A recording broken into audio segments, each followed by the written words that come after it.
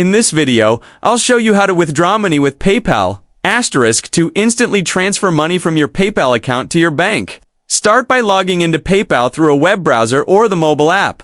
After you sign in using your email and password, you'll see your account summary. Below your current balance, click on Transfer Money. You can also go to the Wallet section if you want to view more detailed balance information. Next, select the option that says Transfer to your bank. On the following screen, choose your bank from the list under the Instant section. If you have multiple banks linked, make sure to pick the right one, then click or tap Next.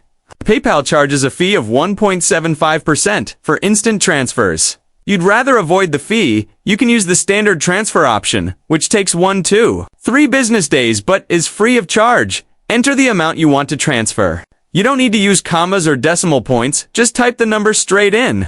PayPal will automatically calculate and show the fee for instant transfer. Once the transfer summary appears, review all the details to ensure everything is correct.